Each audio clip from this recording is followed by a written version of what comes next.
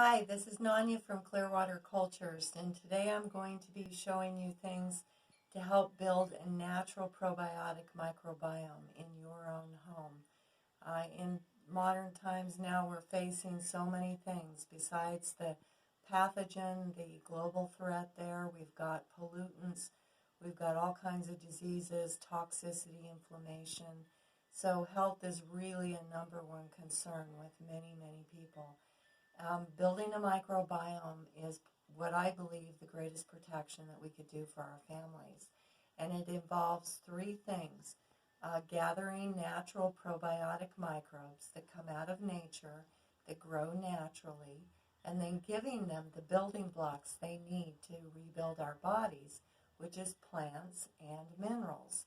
So I'm going to show you something today that you can do at home to get the natural microbiome on your skin, in your air, in your home, so that it helps to keep pathogens away, creates a healthier environment for you and your family to live in, delivers a lot of nutrition into your body, helps with detoxification, chronic health issues, and all these things.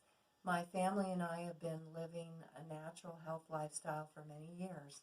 And we've been doing these things with our own family for all kinds of different illnesses and diseases. So what you're going to need is a pot, a type of stock pot, because you're going to be making, number one, a plant tea. Now, I have all kinds of plants here on the table. Some of them I actually picked in our own yard, and we just had 4 or 5 inches of snow, but it's kind of melted. So these are early spring crops that are available right now. And if you get your local plants, they're going to have what's called indigenous microbes on them. Very, very good for your health. I picked some young yarrow leaves this morning. I've got a hollyhock, which is in the mallow family. I got some little baby comfrey leaves coming up. Dandelion. We've got some oregano here, wormwood, some dead nettle. These are some yellow dock leaves, some mugwort, some sage, rosemary, and then this is some dried mullein that I gathered last year. This is some fresh clover. These things may be up in your area. So the thing to do is, if you can, go out in the early morning, before the sun hits the plants, gather some plants where it has not been sprayed with chemicals, and pick those plants and bring them home, and you're going to wash them and put them in a stock pot. Here's some other really good things to gather in the winter. This is old man's beard. It comes in the brown color or the light green. Very, very powerful immune booster. This is reindeer lichen. Also another form of usnea, powerful for the immune system. Different types of lichens and mosses, also really good. This is sagebrush, very aromatic, very good for the respiratory system. Garlic, ginger, a must to have on hand, especially with this virus. You can also get ginger in powdered form. Medicinal mushrooms. Wonderful to have on hand. This came out of our local forest. It's a turkey tail mushroom. This is some cedar. This is dried, but I could have gone up there and got cedar, pine needle tips, thua, all kinds of evergreen pine trees, incredibly medicinal. These are some hollyhocks I dried from last year. You can use all kinds of different flowers. This is some dried parsley. And then here we have different types of dried lemon balm and mints and catnip. All the mint family, very, very good to have. You can dry it ahead of time, grow it. This is some chicory. You see this all along the side of the road. And I have some cloves here. Cloves are incredible. The ginger and cloves together are going to make a really nice spicy warming blend. So these are just some possibilities. You don't have to have all of them. It's whatever you can find in your area. And to get some fresh things is really important, because those fresh things are going to be covered with local indigenous microbes. And that's very important for your immune system. So we're putting three things together here: plants, minerals, and microbes. The three things it takes to rebuild our body naturally.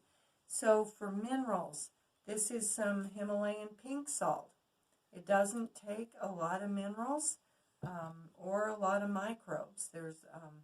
I usually put quite a few plants in a pot of water, at least, a quarter full, add it full of water, and then I'll put in a little bit of my salt in there. You can also use, one of my favorites is Redmond mineral salt. You can use different types of natural salt, not iodized table salt, but the ones that have the full natural spectrum of minerals in. And then minerals, plants, minerals, and the next thing is microbes. So you're going to want a live microbial culture. You can actually buy a bottle of kombucha, open it up, pour it in a glass jar, set it on the counter, cover it with a cloth and a rubber band, leave it out for several weeks, and start to grow your own kombucha culture. I'd recommend especially you start with plain kombucha. That's one way. This is a kombucha culture right here, and these are medicinal mushrooms growing in this culture. Chaga, reishi, shiitake, cordyceps, all powerful immune boosters. Other microbes, because we're in the microbe category now. There's the kombuchas you can do. This is a homemade ginger apple vinegar. Live microbiome culture in this. We made it ourselves. You could use water kefir. You could use a raw vinegar that you buy from the store. I absolutely love kombucha. If you're just starting to culture, I recommend doing kombucha because it's the easiest to learn to start with, and there's lots of tutorials online. So I'm going to put my plants in, my water. If I want a nice, warm, detoxifying, aromatic smell, I might go with more pines and mints. I might throw in some ginger and cloves. It depends on what you want to do. You can vary it up every week and put different things in the pot, but you want to get the aroma into the air with the microbes and the minerals going into the air, because you want to fill your whole house with this live microbiome, well-fed culture. So some of the other things we also use in the mineral category, we put zeolite in all of our bath detox soaks. These are packed full of different things designed to pull out heavy metals, petrochemicals, radiation, drug toxicity, waste products. This is diatomaceous earth. In our bath detox, we have Epsom salt, diatomaceous earth, zeolite, Redmond salt, sea salt, and then we have things like cornstarch, baking soda, borax, selenium, azomite, clays, lignite, different herb powders, etc. So these are a really nice combination for detoxification. Some of the other things that we use, we don't throw things away. We save our organic lemon and lime peels. We grind those up. You can add this to your pot. You can do the same thing with avocado pits.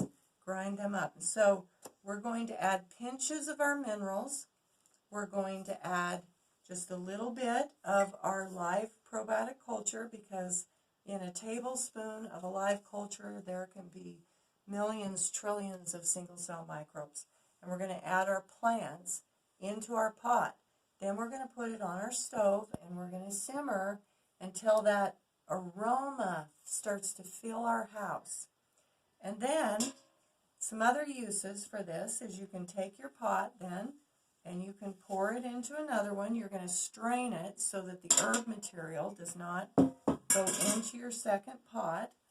This pot then can be used to bathe in. You can pour it right into your bath. This is one of the favorite things that my family likes to do. You can actually make a plant tea, and you can also add it to our powerful detoxification mix to amplify the effects of your cleansing process, and also the amount of nutrition that you get in, because the skin's the largest assimilation organ. It takes less than a minute. What you put on your skin can be tested in your blood, and it circulates all through your body. So if you're dealing with people who are dehydrated, who have fevers, this is a really good way to start to treat that. Also, people with digestive issues who aren't assimilating enough nutrients, or a sore throat and they can't take in enough nutrition, you get them in a bath full of nutrition, minerals, microbes, and plants, and it does absolute wonders. So once you have your big pot of strained tea, you can take this. Even 94-year-old grandma in our family does this. She boils it on the stove, and then she takes a scooper, and she'll scoop it from this and pour it through this, and then it goes down, and it sits on a little mover dolly with a string, and she pulls her pan over to her chair and soaks her feet in it. Whoops. And we've had really amazing results with all kinds of skin growths, abnormal cell replication, just doing the foot detox like this. So even if you have a hard time lifting, there's ways to do this. And if you're taking care of someone, this is just an absolutely incredible method. It seems simple, but it's really powerful. So then you take some of that tea, and you want to get a spray bottle, and you're going to pour some of that plant, mineral microbe plant tea into, of course, strain it really well into a spray bottle. And then you want to take that spray bottle, and you want to spray your house all around the corners, doorknobs, openings, in the air, as often as you feel like. This is not a synthetic poisonous chemical with a bunch of side effects that are going to make your body more toxic. This is a natural microbiome made of plants that you gather with no chemicals on, natural minerals, and living microbes. And these microbes then, in the air, in the water, in our body, can use the plant medicines and the minerals to start to rebuild our bodies, strengthen our immune systems, our skin microbiome. We've heard of the gut microbiome. Our skin microbiome is one of the most complex parts of our whole body microbiome. So is our lungs. Both have a microbiome. And this is a way of rebuilding our skin microbiome, where if we're putting toxic synthetic chemicals on our skin, that destroys the skin microbiome. Meaning, when a virus or a pathogen comes along, there's no layer of protection there on the outside of our skin that has the ability to identify something that small, because viruses are like little tiny mini robot hackers. They don't have organelles, they can't reproduce themselves, they're completely parasitic. That's why they can only live for so long without a host. And the microbiome on our skin and in our air identifies invasive substances and species and helps to break those down, helps our immune system recognize them to protect us from these things that are too small for us to see, but the microbiome can see them. So we'll continue with more videos. This is just a start of the amazing things that you can do by building your own biobubble, a wonderful microbiome in your home. Thank you.